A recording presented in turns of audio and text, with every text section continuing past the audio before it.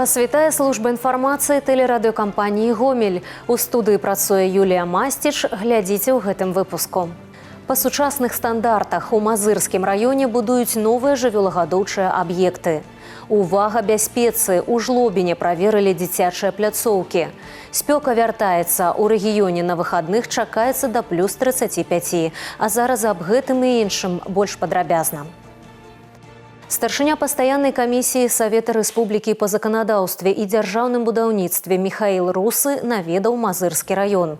Ён праверыў ход работ на двух новых жывёлагадоўчых аб'ектах саўгаса камбіната «Зара». Будаўніцтва свінакомплекса на 24 тысячы галоў плануецца завяршыць у наступным годзе. Плануецца, што гэты аб'ект будзе самым высокатэхналагічным у гаспадарцы. Адметнасць – сістэма замкнёнага цыкла і сучасны ўзровень біялагічнай абароны.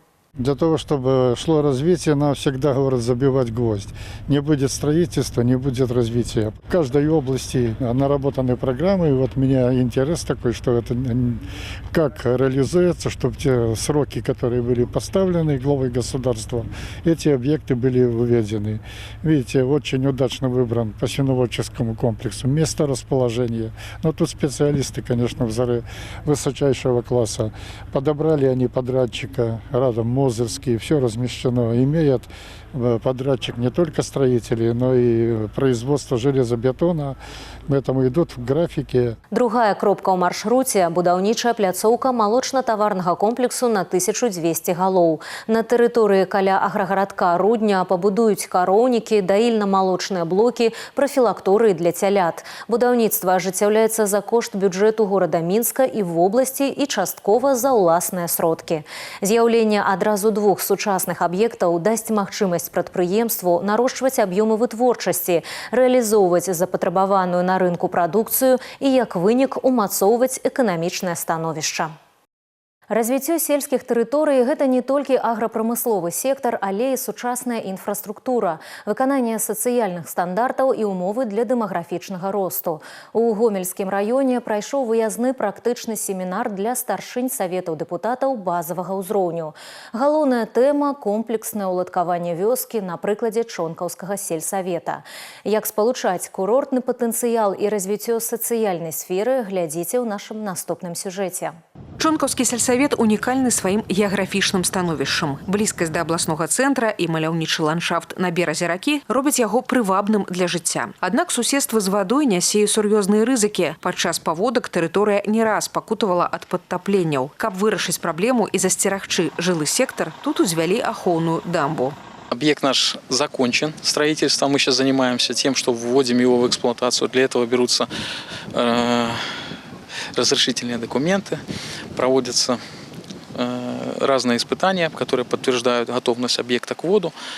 Планируем, вот последнее у нас посещение должно быть стройнадзора до конца недели. С прыростам насельніцтва узрастае нагрузка на сацыяльную інфраструктуру. Якасныя дарогі, зручны транспорт і даступная адукацыя, базавыя стандарты. Чарговы пункт маршрута – мясцовы адукацыйны комплекс. Тут завершаются масштабные работы на прибудове до базовой школы. Мы приступили уже к обустройству спортивного зала, настилу пола, актового зала, готова уже электрика в кабинетах, полностью готовые санитарные комнаты. В понедельник мы приступаем уже к первому этажу подготовки для монтажа мебели. Важное звяно сацыяльнай сферы – ахова здароўя. Гомельскі раён вядомы сваімі аздараўленчымі аб'ектамі. Штогод тысячы дзяцей з усёй вобласці праходзяць лячэнне ў Гомельскай абласной клінічнай бальніцы медыцынскай рэабілітацыі. Курс лечения порядка 21 дня, курс реабилитации. Основные профили, которые у нас есть, это психоневрологические койки, 120 коек, 80 коек это травматолого-ортопедических, 40 офтальмологических коек. Это, кстати, единственное отделение в республике на сегодняшний день офтальмологическое, где проходят дети, реабилитируются с глазной патологией. И многопрофильное отделение для остальных детей на 60 коек. Мадэрнізацыя дарожнай сеткі, падмацаванне аграрнага, турыстычнага і дэмаграфічнага патэнцыялу. Задачы, якія стаяць перад усімі сельсаветамі Гомельшчыны. Чонкаўскі досвед паказвае, як эфектыўная работа органаў улады на месцах змяняе якасць жыцця людзей. Задачи, которые стоят перед сельсоветом, перед властью, перед депутатским корпусом, они уже определены. Я думаю, что они все решаемы совместным трудом. Спалучэнне камфортнага жылля, сучаснай медыцыны і якаснай адукацыі. Комплекснае развіццё сельскіх тэрыторый заклікана зламаць стэрэатып аб тым, што вёска – гэта адсутнасць камфорту і стварыць умовы, пры якіх жыць у сельскай мясцовасці будзе гэтак жа зручна, як і ў горадзе. Вікторыя Шахварастава, Вольга Канавалова, Валерый Гапанько, тэлерадыёкампанія «Гомель». На Гомельшчыне вызначыўся першы вадзіцель-трохтысячнік Артур Ляшчынскі з гаспадаркі 50 гадоў кастрычніка Рэчыцкага района. Аднак залатая пара жніва – час не толькі для рэкордаў і віншаванняў, але і для строгага кантролю. Каб кожнае зерне дайшло да элеватара, а тэхніка не прастойвала, на палях працуюць мабільныя рэйдавыя групы. Пад прыцэлам бяспека ўраджаю, дысцыпліна і спраўнасць кожнага механізма. Наступны матэрыял з Добружскага района. Мабільныя групы па кантролі за ходам уборачнай працуюць у кожным раёне. У іх складзе супрацоўнікі ўпраўленняў па барацьбе з эканамічнымі злачынствамі, крымінальнага вышуку, аховы правапарадку і прафілактыкі, а таксама дзяржаўтаінспекцыі. У гаспадарцы Уціўская праверка пачынаецца з правільнасці вядзення путевых листов и контрольных замеров палива у баках. Нарушений в целом на предприятии выявлено не было. Изучена техника, которая стоит на учете, как вы видели изначально, все зерноуборочные комбайны в строю, все выехали в поля. По топливу также были проведены контрольные замеры остатков топлива. Работает все, функционирует по лимитно-заборным картам и остатка топлива фактическим в резервуаре, недостачи либо излишков топлива не обнаружено. У гаспадарцы праверка прайшла ў працоўным парадку. Усе збожжаўборачныя камбайны працуюць у полі, а дзяжурны рамонт 3 дапаможных трактароў завершыцца за некалькі дзён. Техника различная, от легковых машин до комбайнов, кормоуборочных, зерноуборочных и энергонасыщенные трактора. Если какие-то недочеты вдруг присутствуют, они происходят во время уборочной кампании, выявляются сразу и устраняются сразу. Ну, есть же разные нюансы, на которые, возможно, мы с каждодневной своим взглядом, со своей рутиной можем не замечать где-то каких-то нюансов. Ну, на то и присутствуют такие проверки.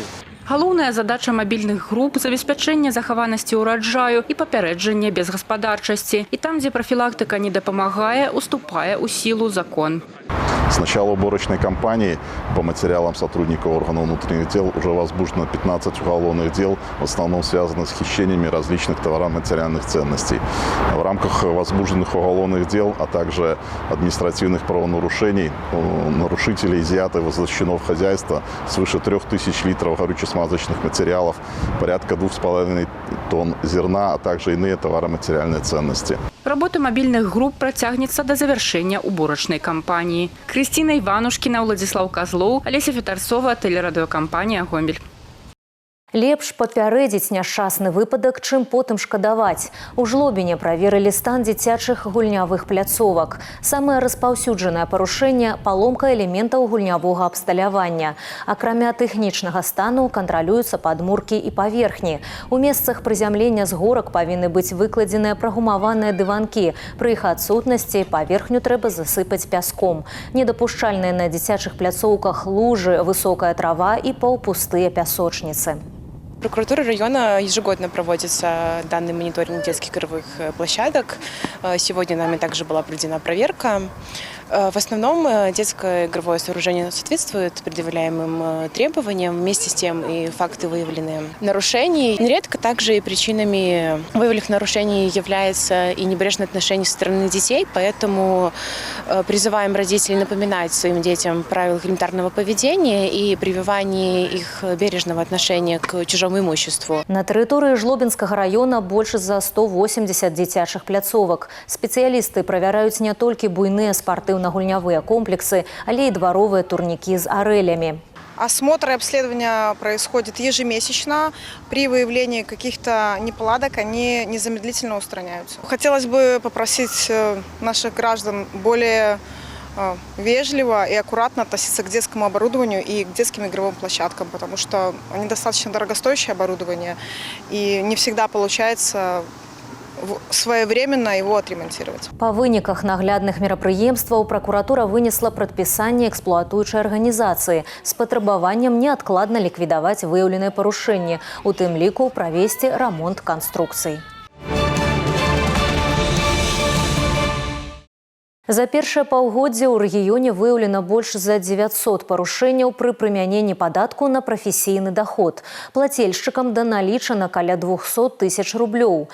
І львіная доля парушэнняў звыш 70% звязана з адсутнасцю чэкаў, аднак ёсць і больш складаныя схемы. Для примера, устанавливаются и случаи, когда физические лица в целях минимизации налоговых обязательств привлекают к своей деятельности третьих лиц. В нашем случае физическое лицо, дочь, зарегистрировала в качестве плательщика налога на профессиональный доход своего отца 80-летнего по деятельности сдача квартир по суткам. В ходе контрольных мероприятий обман был вскрыт. Самостоятельно отец деятельность не осуществлял, осуществляла деятельность непосредственно сама дочь. Оформляла чеки в приложение, заключала договора с квартирантами, принимала оплату. Ей был начислен единый налог в сумме более 16 тысяч рублей, и она также была привлечена к административной ответственности. З 1 ліпеня мінімальны падатак для плательшчыкаў падатку на прафесійны даход складзе 45 рублёў за месяц. Для тых, хто атрымлівае пенсію, 18 рублёў. Ён налічваецца нават пры адсутнасці дзейнасці. Калі фізічная асоба зарэгістравана як плательшчык, але дзейнасць пакуль не вядзе, каб пазбегнуць лішніх налічэнняў, трэба апавясціць інспекцыю праз мабільны дадатак. Атрымаць дэталёвую кансультацыю па парадку прымянення падатку на прафесійны даход можна ў любым падатковым органе. З 13 жніўня ў Беларусі ўступаюць у сілу змяненні ў стандарт на адзенне для школьнікаў. Асноўны акцэнт на якасць. Сталі больш жорсткімі патрабаванні да разрыўной нагрузкі і стойкасці тканіны. Адзенне павінна вырабляцца на тэрыторыі Беларусі з пераважным выкарыстаннем тэкстыльных матэрыялаў, вырабленых у краінах саюзнай дзяржавы. Абмежавана выкарыстанне сінтэтычных матэрыялаў. Таксама па ініцыятыве канцэрна «Беллегпрам» створаны онлайн-рэестр беларускіх вытворцаў школьнага адзення. У яго ўключаць вытворцаў, якія пацвердзілі адпаведнасць прадукцыі стандарту шляхам добраахвотнай сертыфікацыі. Рэестр размешчаны на партале «Якасць Бел». Спёка вяртаецца, ападкі спыняцца, а тэмпературны фон пачне павышацца. У бліжэйшыя суткі ў рэгіёне чакаецца да плюс 15 градусаў цяпла ўначы і 28 ў дзень. А ўжо ў пятніцу дзённы максімум складзе плюс 30-32. На выхадных сіноптыкі прагназуюць плюс 30-34, месцамі да 35. Аўтаматызаваная сістэма кантролю і ўліку электраэнергіі. Жлобінскае міжраённае аддзяленне філіял «Энергазбыт» РУП «Гомель-Энерга» рэалізуе праграму для павышэння эфектыўнасці абслугоўвання спажыўцоў. Гэтае сучаснае рашэнне дазваляе ў рэальным часе збіраць, апрацоўваць і перадаваць дадзеныя. Спрыяе павышэнню дакладнасці разлікаў і зніжэнню затрат як для спажыўцоў, так і для энергазабеспячальных арганізацый. Падрабязнасці далей у сюжэце. Жлобинское межрайонное отделение филиал «Энергосбыт» РУП «Гомель-Энерго» сегодня насчитывает 154 сотрудника. Каждый специалист в своем деле. Командная работа – единый сплоченный механизм. Основные задачи нашего отделения – это обеспечение своевременной и полной реализации энергии, контроль за своевременным предъявлением платежных документов потребителям в соответствии с действующими тарифами в республике, недопущение увеличения коммерческих потерь энергии и принятие мер по их снижению, контроль за соблюдением договорных величин, а также проведение работы по пресечению и выявлению фактов хищения потребителями электрической и тепловой энергии. В отделении обслуживается более 97,5 тысяч потребителей электрической энергии и более 650 тепловой. Главная задача в работе с потребителями – создать максимально комфортные условия. Чтобы укрепить доверие и сделать сотрудничество с потребителями комфортными, мы активно внедряем цифровые технологии. Например, для удобства и прозрачности всех расчетов создаются личные кабинеты пользователей, что позволяет абонентам видеть всю информацию о расчетах и начислениях в максимально короткие сроки. В год белорусской женщины доброжелательную атмосферу в коллективе, как и в работе с людьми, создают представительницы прекрасного пола. Одним из направлений деятельности инженера является рассмотрение обращений физических и юридических лиц, а также сообщений по фактам хищения электроэнергии и других нарушений правил электроснабжения. При посещении абонентов мы проводим не только обследование приборного учета на предмет хищения электроэнергии, но и выявляем признаки небезопасных условий проживания граждан в жилищном фонде, которые требуют безотлагательного принятия мер воздействия. Работники Жлобинского отделения также активно участвуют в многочисленных профилактических акциях по энергобезопасности. Вся наша служба, весь персонал проехался по средним школам, как района, так и города. Были вручены памятки, где было показано безопасное использование электроприборов в быту. Даже были календарики интересные, которые больше всего детям понравились. В Жлобинском межрайонном отделении сейчас реализуется программа «Автоматизированная система контроля и учета электроэнергии». Она направлена на повышение точности расчетов и снижение затрат для потребителей. В рамках проводимой автоматизации появилась возможность передачи старого электросчетчика, который не интегрируется в данную систему, на баланс филиала «Энергосбыт», что несет в себе ряд преимуществ. Все расходы на восстановление работоспособности электросчетчика, ремонт, государственную поверку, восстановление, проверку работоспособности, плановую замену средств расчетного учета ложатся на энергоснабжающую организацию, а также все транспортные расходы на оказание вышеперечисленных услуг. Повышение надежности учета происходит, возможность более эффективного контроля за потреблением энергии. Для безвозмездной передачи электросчетчика, а также за любой другой необходимой информации обращайтесь в Жлобинское межрайонное отделение, филиал «Энергосбыт», РУП «Гомельэнерго». Вероника Ворошилина, Александр Швыдаков, телерадиокомпания «Гомель» из Жлобина. Гэтыя і іншыя навіны вы можете знайсці ў нашым тэлеграм-канале, а таксама на сайце ў інтэрнэце па адрасе tvr.gomel.by. На гэтым выпуск завершаны. У студыі для вас працавала Юлія Масціч. Усяго добрага і да сустрэчы ў эфіры.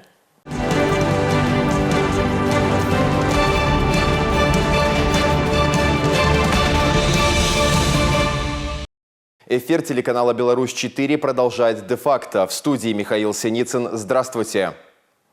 Сегодня ночью на пульт МЧС поступило сообщение о пожаре жилого дома. Горел дом в деревне Пилипоны Петриковского района. При разборке обрушившихся строительных конструкций спасатели обнаружили погибшего собственника дома 65-го года рождения. В результате пожара уничтожены кровля, потолочное перекрытие и имущество в доме. Рассматриваемая версия причины происшествия – неосторожное обращение с огнем. Уважаемые зрители, помните о соблюдении правил пожарной безопасности. Будьте внимательны и осторожны при обращении с огнем. Не выбрасывайте непотушенные спички и окурки. Установите в каждой жилой комнате своего дома автономный пожарный извещатель, который вовремя предупредит о возникновении пожара. Еще один инцидент, куда выезжали огнеборцы, произошел в Речице. На улице Наумова горел легковой автомобиль. В результате пожара поврежден моторный отсек. Основная версия причины возгорания – нарушение правил эксплуатации электросетей и электрооборудования. В дежурную часть МЧС ночью поступил вызов. Горела хозяйственная постройка в деревне Хальч Ветковского района. Повреждены кровля и потолочное перекрытие. Основная версия причины пожара – нарушение правил эксплуатации электросетей и электрооборудования. В Добружском районе произошло серьезное ДТП. Итог – травмированы 2 человека. Авария случилась накануне днем на 52-м километре автодороги Ветка-Добруж-Тереховка, граница Российской Федерации. По предварительной информации, из-за неисправности тормозной системы 20-летний водитель МАЗа столкнулся с попутно двигавшимся мотоблоком. В результате столкновения водитель мотоблока, а также его 47-летний пассажир с травмами госпитализированы. Госавтоинспекция напоминает водителям о необходимости проверки транспортного средства перед поездкой на наличие неисправностей. В случае выявления неисправности, которая несет угрозу безопасности дорожного движения и ее участникам, движение на транспорте запрещено. На этом выпуск завершен. Оставайтесь с нами и берегите себя. Я, Михаил Синицын, благодарю вас за внимание.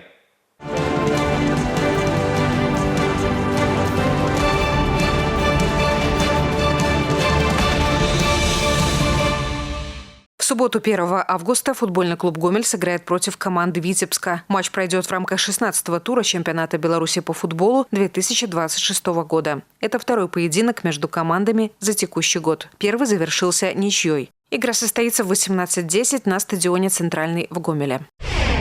Стал известен календарь матчей сборной Беларуси по мини-футболу в рамках квалификации на чемпионат мира 2028. Утверждены даты встреч группы 6 основного раунда отбора. Домашние поединки подопечные Александра Черника проведут в Словакии 6 и 11 ноября. Также наша сборная сразится на выезде. Сначала 20 октября со сборной Казахстана, а после 26 февраля следующего года с командой Албании.